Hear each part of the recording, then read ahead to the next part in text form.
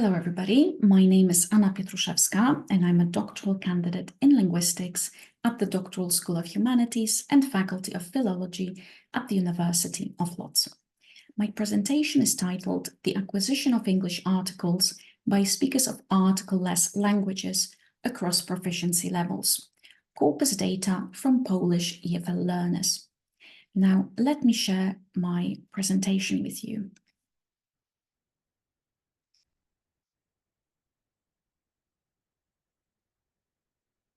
My presentation is divided into 4 parts: introduction, methodology, results, discussion, and conclusion.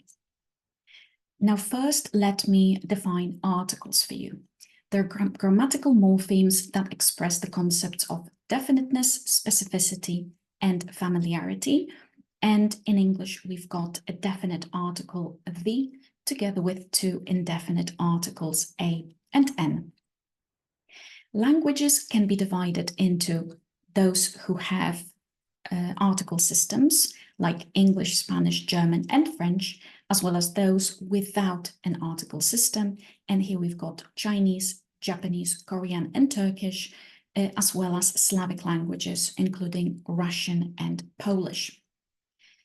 In this literature review devoted to acquisition of English articles by speakers of Slavic or article-less languages in general, including Slavic languages, we can see that very few of those studies have been devoted to Slavic languages, which are marked in red, and among those to Polish speakers, Polish learners of English.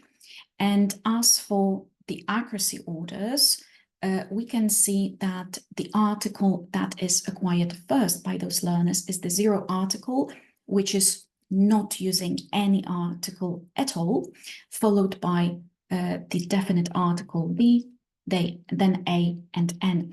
It's worth noticing that in those studies, the articles a and n have always been treated together. So I, in my study, actually decided to divide them and see whether the accuracy order is the same for a as well as n.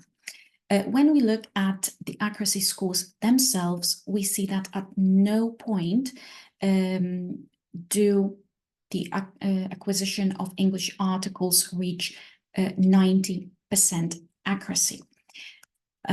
So my research question was, what is the accuracy of article use by Polish learners of English as a foreign language across English proficiency levels?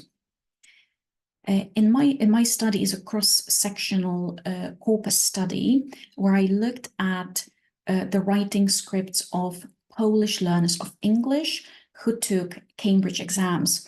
And those exams are stored in Cambridge Learner Corpus, to which I had access.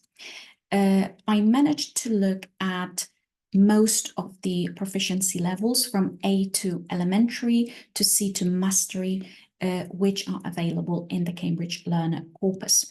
And I looked at 50 tokens of each article, so altogether 150 tokens, so 50 for B, 50 for A, and 50 for N, except for the A to elementary and B1 intermediate level, for which there were fewer tokens available for the indefinite article N. To calculate accuracy of article use, I used 2 most commonly used formulas, which is suppliance in obligatory context, SOC, and target like use analysis, TLU. As for my results, we can see that the article that reaches the 80% accuracy level first is the definite article the, followed by a, and followed by n.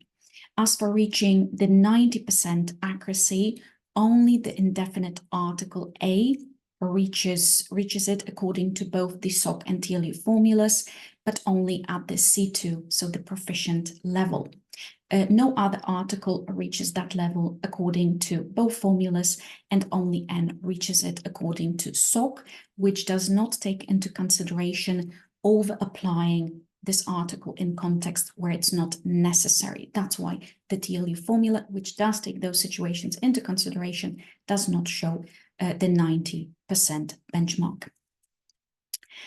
So as I mentioned, the accuracy order of articles for Polish learners of English is the followed by A and followed by N. And we could also see the flooding, so overusing the article the at the A2 elementary and B1 intermediate levels. As for suggestions for classroom application and English testing, we could consider a more lenient approach to grading article errors in writing tasks of learners from article-less language backgrounds, especially at lower proficiency levels. And as for suggestions for further research could have a larger sample size. I only analyzed 150 tokens per each level, so more tokens could be considered to be analyzed, as well as we could apply Huebner's classification in the future, so we could analyze noun phrase environments to understand how the acquisition of articles progresses in Polish learners of English. These are my references. And if you had any questions, please contact me by emailing me at anna.pietruszewska@edu.uni.lot.pl.